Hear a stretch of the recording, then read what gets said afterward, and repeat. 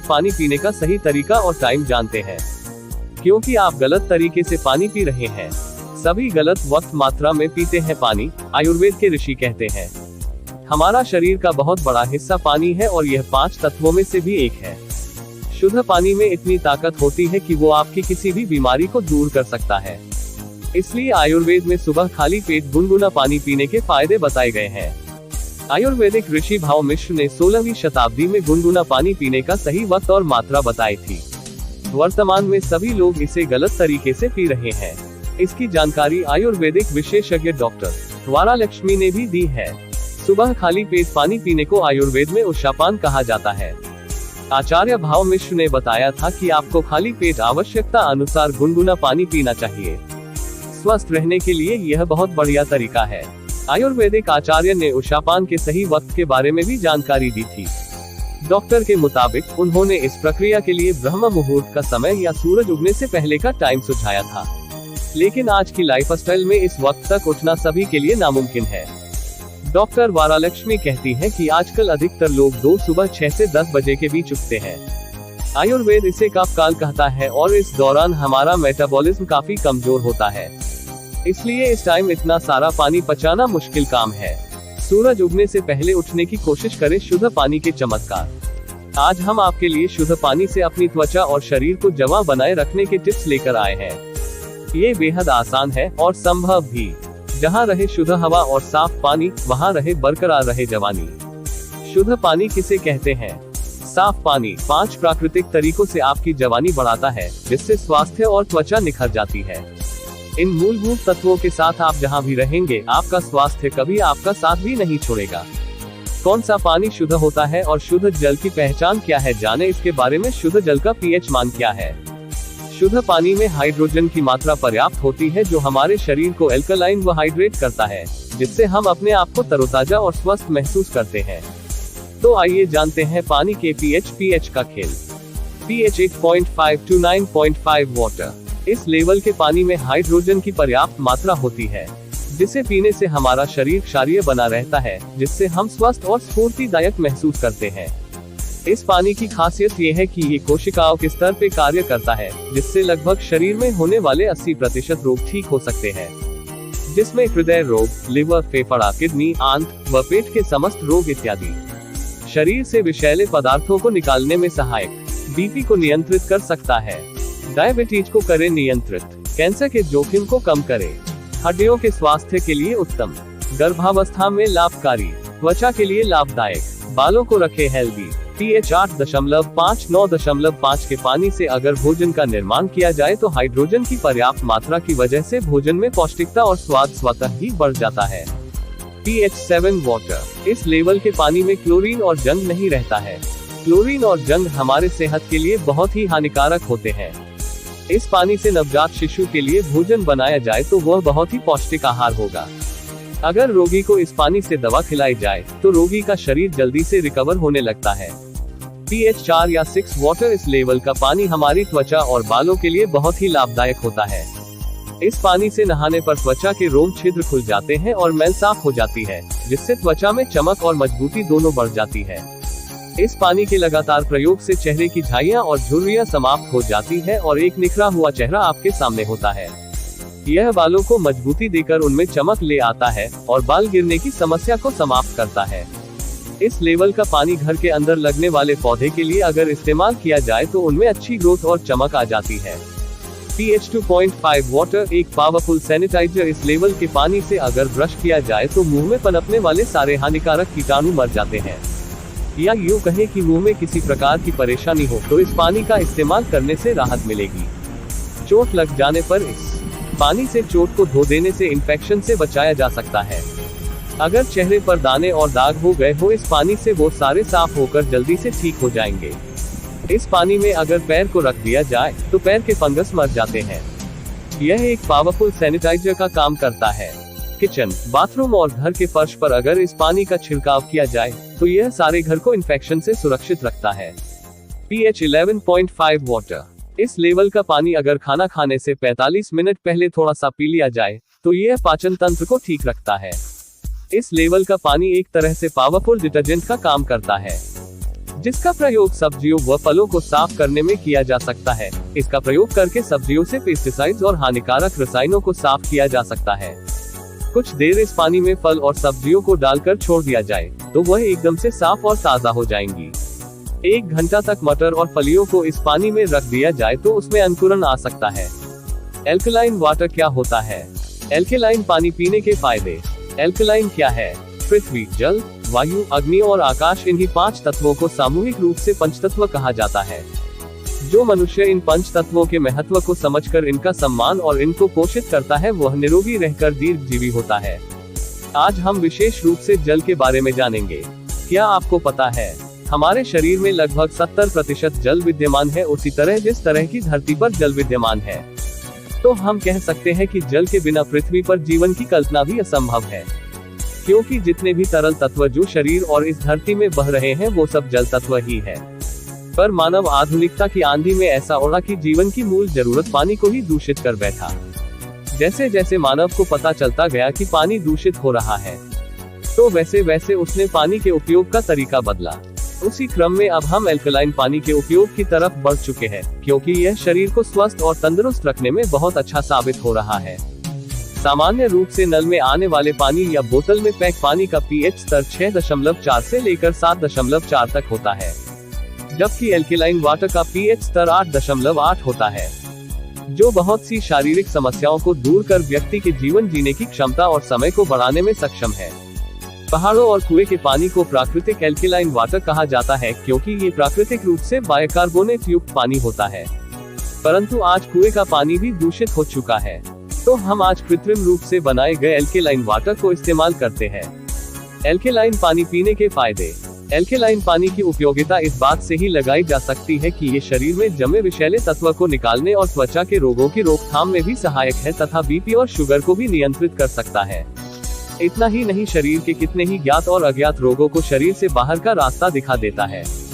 तो आइए जानते हैं विस्तार से इसके फायदे को। शरीर में जमे विषैले तत्व को निकालने में सहायक। शरीर से हानिकारक विषैले तत्व को बाहर निकालने में एल्कलाइन वाटर बहुत सहायक है। एल्कलाइन वाटर अपने एंटीऑक्सीडेंट गुण के कारण दूषित गैस को शरीर से बाहर निकालकर शरीर को स्वास्थ्य लाभ देता है। इससे यह पक्के तौर पर कहा जा सकता है कि एल्कलाइन वाटर शरीर को डिटॉक्स करने में बहुत प्रभावी है। वजन नियंत्रित करने में सहायक। इलेक्ट्रोलाइज्ड एल्कलाइन वाटर में एंटी ओबेसिटी, मोटापा कम करने वाला गुण पाया जाता है, जिससे बहुत कम समय में मोटापा पे नियंत्रण पाया जा सकता है। इस आधार पर कहा जा सकता है कि वजन को कम करने के लिए एल्कलाइन वाटर बहुत उपयोगी है। चैनल को लाइक और सब्सक्राइब करें। इस संबंध में WHO ने मानक निर्धारित किए हैं, जिसके अनुसार 100 से 150 TDS वाले पानी को पीने के लिए उपयुक्त बताया गया है। इसके अलावा इस बात का भी ध्यान रखें कि 300 से कम TDS लेवल वाला पानी स्वाद में सबसे अच्छा होता है और 900 TDS से ऊपर वाला पानी स्वाद में खराब होता है। 0 TDS को सही मानने की गलती न करें, क्योंकि पानी में कुछ मिनरल्स की मौजूदगी भी हमारे शरीर के लिए जरूरी है।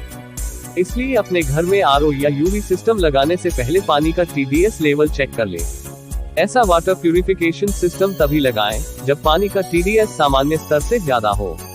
साथ ही आपको यह भी बता दें कि केवल TDS ही पानी की शुद्धता का पैमाना नहीं है। TDS सही होने पर भी कठोर जल हो सकता है। इसमें आर्सेनिक जैसी भारी धातुएं हो सकती हैं, जो पीने के लिए सुरक्षित नहीं है। पानी की कमी के लक्षण। मानव शरीर कब और किस बीमारी की चपेट में आ जाएगा, कहा नहीं जा सकता। हालांकि हमारी कुछ गलतियों के कारण हमारे शरीर में कई बीमारियां विकसित हो जाती हैं। अच्छा भोजन, अच्छा वातावरण, शुद्ध हवा और शुद्ध पानी व्यक्ति के स्वस्थ जीवन में बहुत महत्वपूर्ण भूमिका निभाते हैं। शरीर में पानी की कमी के लक्षण। अक्सर देखा जाता है कि बहुत से लोग पानी का सेवन बहुत कम या बिल्कुल ही नहीं करते हैं। विशेषज्ञों के अनुसार प्रत्येक स्वस्थ व्यक्ति को प्रतिदिन लगभग 8 गिलास या 2 लीटर पानी अवश्य पीना चाहिए, क्योंकि शरीर में पानी की कमी के कारण भी कुछ गंभीर बीमारियां हो सकती हैं। आइए जानते हैं शरीर के संकेतों को जो पानी की कमी के लक्षण हो सकते हैं। पेशाब का कम होना या गहरा पीलापन में होना। जब हमारे शरीर में पानी की कमी हो जाती है तो इससे हमारी किडनी की कार्यप्रणाली प्रभावित होने लगती है। पेशाब कम आना भी इसका एक लक्षण है। पानी की कमी के कारण पेशाब का रंग गहरा हो सकता है और उसमें दुर्गंध भी आ सकती है। मानव शरीर से विषाक्त पदार्थों और बैक्टीरिया को बाहर निकालने के लिए पर्याप्त पानी पीना आवश्यक है। सांस लेते समय सांसों की दुर्गंध। मुंह में लार बनने के लिए पानी जरूरी है।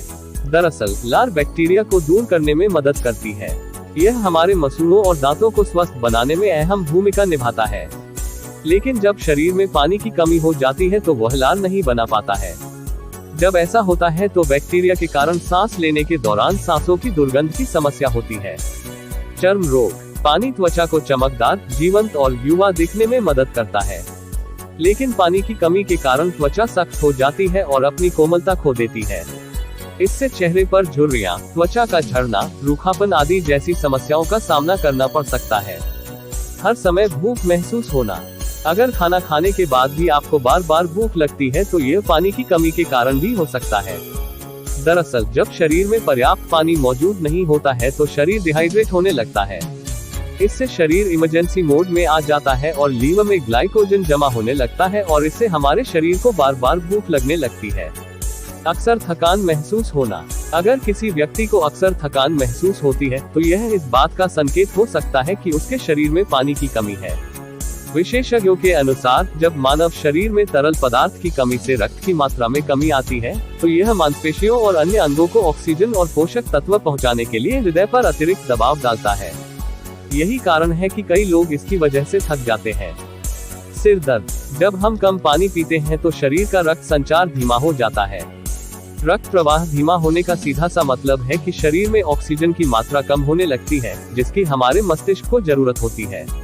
इस वजह से तेज सिर दर्द शुरू हो सकता है। आरओ का पानी कितने TDS पर पीना चाहिए?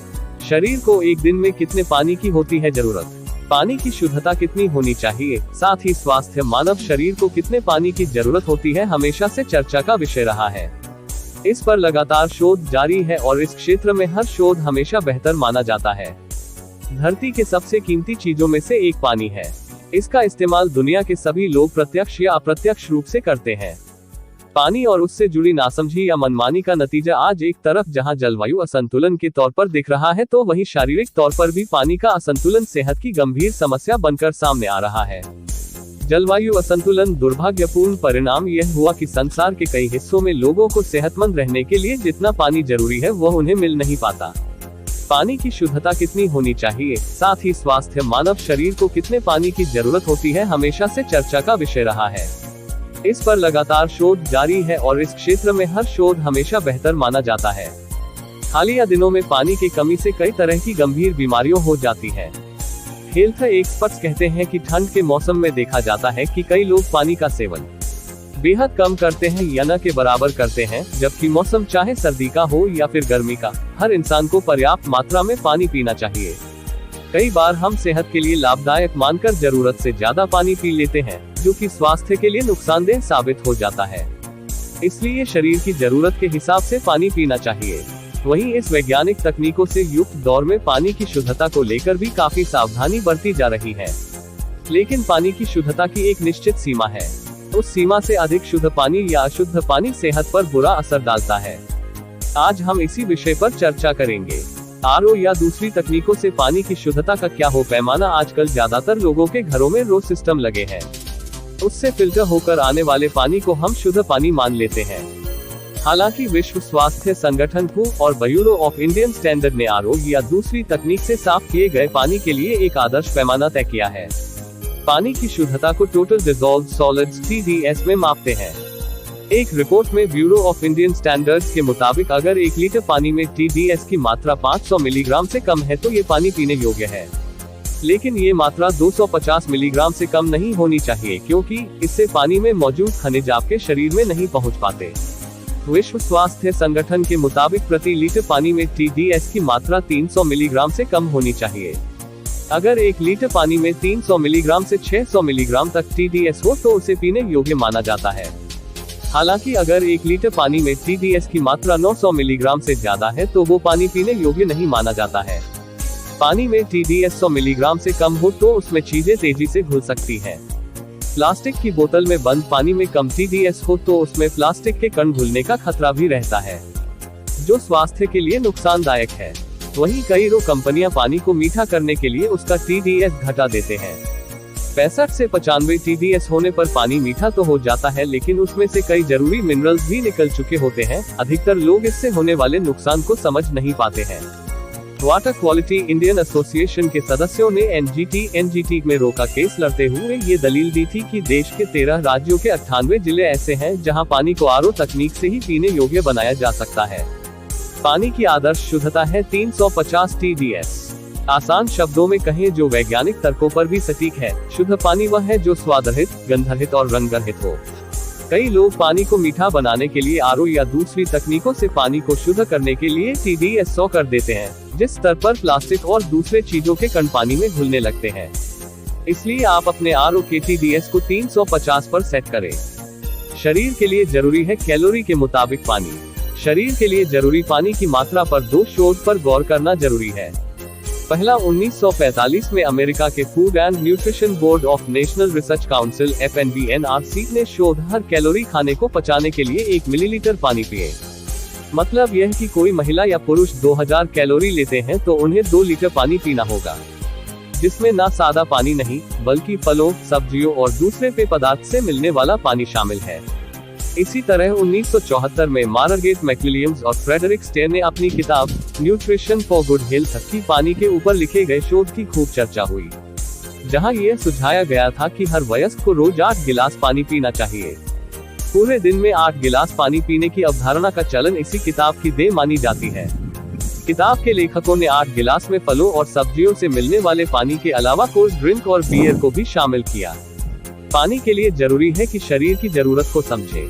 इन दोनों शोधों ने दुनिया में पानी को लेकर एक जागरूकता जरूर आई, लेकिन कई दूसरे शोधों के मुताबिक पानी की यह मात्रा किसी तरह से न तर्कसम्मत है और न ही सभी के शरीर के लिए सही है। दरअसल किसी भी स्वस्थ शरीर में पानी की जरूरत होते ही दिमाग को पता चल जाता है और इस तरह इंसान के अंदर पानी की तलब होती है। ब्रिटेन की डॉक्टर और खिलाड़ियों की सलाहकार कोर्टनी किप्स कहती हैं, अगर आप अपने शरीर की बात सुनेंगे तो यह बता देता है कि आपको प्यास कब लगी है। वैज्ञानिकों को अब तक ऐसे कोई सबूत नहीं मिले जो यह कहें कि अच्छी सेहत के लिए खूब पानी पीना चाहिए। इसका सीधा मतलब यह है कि जब प्यास महसूस हो तभी आप पानी पिए। हालांकि थोड़ा बहुत पानी ज्यादा पीने से या कम पीने से कोई नुकसान नहीं है। घर पर भी हम एल्केलाइन वाटर बना सकते हैं। एल्केलाइन पानी बनाने के लिए सही मात्रा में नींबू और मीठा सोडा बेकिंग पाउडर को मिलाने का पता किसी विशेषज्ञ पता करें। बेकिंग अथवा मीठा सोडा का उपयोग 1/8 टेबलस्पून 600 मिलीग्राम बेकिंग सोडा को 8 ऑन्स 0.237 लीटर पानी में मिलाएं। बेकिंग सोडा एक उच्च क्षारीय एल्कलाइन सामग्री है। जब हम बेकिंग सोडा को पानी में घोलते हैं तो पानी की एल्कलाइन मात्रा बढ़ जाती है। मिश्रण को जोर से हिलाकर अगर बोतल का प्रयोग कर रहे हो या चलाकर अगर ग्लास का इस्तेमाल कर रहे हो तो यह सुनिश्चित कर ले कि बेकिंग सोडा पूर्ण रूप से पानी में घुल गया है। यदि आप कम सोडियम के आधार पर हैं तो बेकिंग सोडा को पानी में ना मिलाएं क्योंकि यह सोडियम में उच्च है। नींबू का प्रयोग, नींबू आयोनिक प्रकृति का होता है, इसीलिए जब आप नींबू पानी पीते हैं तो पाचन के समय आपका शरीर इन आयोन्स के साथ प्रतिक्रिया कर पानी को एल्कलाइन बना देता है। एक बड़ा जग 64 ऑन्स स्वच्छ जल से भरें। वैसा तो छना हुआ पानी ही उत्तम है, पर यदि आपके पास फिल्टर नहीं है तो साधारण नल का पानी भी काम में लिया जा सकता है। एक नींबू को 8 टुकड़ों में काटें और इन टुकड़ों को बगैर निचोड़े यूं ही इस जग में डाल दें। जग को ढककर रात भर करीब 8 से 12 घंटों के लिए ऐसे ही सामान्य तापमान में छोड़ दें। आप चाहें तो इस पानी में गुलाबी हिमालयन नमक भी डाल सकते हैं। नमक से आपका एल्कलाइन पानी खनिज हो जाता है। पीएच ड्रॉप्स प्रभावशाली क्षारीय खनिज एवं अत्यधिक सघन होते हैं। पीएच ड्रॉप्स किसी भी स्वास्थ्य केंद्र अथवा ऑनलाइन से खरीदा जा सकता है। पानी में कितनी बूंदों का प्रयोग करना है यह आप अपने विशिष्ट पीएच के बोतलों पर बताए गए निर्देशों का पालन कर जान सकते हैं। बस यह ख्याल रखें, यद्यपि पीएच ड्रॉप्स जल की क्षारीयता की वृद्धि करता है, यह जल के क्लोरीन व फ्लोराइड को स्वच्छ करने में असमर्थ है। विधि 3, विभिन्न फिल्टरेशन तरीकों का प्रयोग। पानी आयनाइजर खरीदें, यह आपके नल से जुड़ जाता है और काफी उपयोगकर्ता भी है। जल में विद्युत की बढ़ोतरी आयनाइजर होती है क्योंकि आयनाइजर इसे सकारात्मक एवं नकारात्मक इलेक्ट्रोड्स के संपर्क में लाता है। ऐसा करने से एल्कलाइज्ड पानी और अम्लीय पानी अलग हो जाते हैं। परिणामवश जो पानी मिलता है उसका 70% एल्कलाइज्ड होता है और पीने में इस्तेमाल किया जा सकता है। एसिडिक पानी को यूं ही जाया ना करें, इससे हम कई प्रकार के कीटाणुओं का खात्मा कर सकते हैं। इसे आप नहाने के लिए भी इस्तेमाल कर सकते हैं, जिससे आपके त्वचा पर रहने वाले जीवाणुओं का नाश हो। आयनाइजिंग पानी फिल्टर खरीदें, यह आसानी से परिवहनीय होने के साथ साथ विद्युतीय आयनाइजर की तुलना में सस्ते भी होते हैं। यह सामान्य फिल्टर की तरह ही काम करते हैं। पानी फिल्टर में डालकर 3 से 5 मिनट तक इंतजार करें। जब आप प्रतीक्षा कर रहे होते हैं, पानी कई फिल्टरों में से छन रहा होता है। इन फिल्टरों में से छनने के बाद एल्कलाइन खनिजों का एक समूह बनता है। इस तरह के फिल्टर्स आपको रसोई उपकरणों के साथ घरेलू वस्तुओं वाले दुकानों में मिल जाएंगे। रिवर्स ओस्मोसिस RO फिल्टर खरीदें। इस प्रकार के फिल्टर्स को HEPA फिल्टर्स के रूप में जाना जाता है, और वह इसलिए क्योंकि यह विशेष रूप से महीन झल्ली का प्रयोग फिल्टरेशन के लिए करते हैं। इन फिल्टर्स का कौशल इन्हें सामान्य फिल्टर्स की उपेक्षा अधिक तत्वों को निचोड़ने में मदद करता है, जो अंततः पानी को पूर्ण रूप से एल्कलाइन करने में सहायक है। इन फिल्टर्स को स्थानीय घरेलू सामान वाली दुकानों अथवा हार्डवेयर दुकानों से खरीदा जा सकता है और पारंपरिक फिल्टर्स के साथ रखा जाता है। साधारण पानी आसवक एवं pH ड्रॉप्स का इस्तेमाल। आसवक अपने में डाले पानी को उबालकर उसमें मौजूद कीटाणु और अन्य अशुद्धियों को नष्ट कर स्वच्छ बनाता है। आसवक जल को थोड़ा अधिक एल्कलाइन बना सकता है, और इसीलिए वास्तव में एल्कलाइज करने के लिए अपने नव शुद्ध जल में हमें pH ड्रॉप्स डालना पड़ता है। आसवक हर प्रकार के दाम व आकार में पाया जा सकता है। वे अन्य रसोई उपकरणों के साथ पाया जा सकता है। ध्यान से सुने। एल्कलाइजेशन की किसी भी विधि में अंत में जितना पानी पे योग बचता है, प्रक्रिया के आरंभ में उससे अधिक पानी का उपयोग करना पड़ेगा। RO विधि के लिए अगर आपको अंत में 1 गैलन 3.785 लीटर शुद्ध पे योग पानी की आवश्यकता है, तो आपको प्रक्रिया की शुरुआत में 3 गैलन 11.356 लीटर के लगभग जल चाहिए होगा। हर विधि के दौरान pH किट का इस्तेमाल करते रहें, जिससे कि आपको अपने घर के नल का पानी को एल्कलाइज करने का सर्वश्रेष्ठ तरीका पता चल जाए। चेतावनी: सुझाए गए मात्रा से अधिक बेकिंग सोडा का इस्तेमाल न करें, चूंकि यह आपको बीमार कर सकता है। चैनल को लाइक और सब्सक्राइब करें।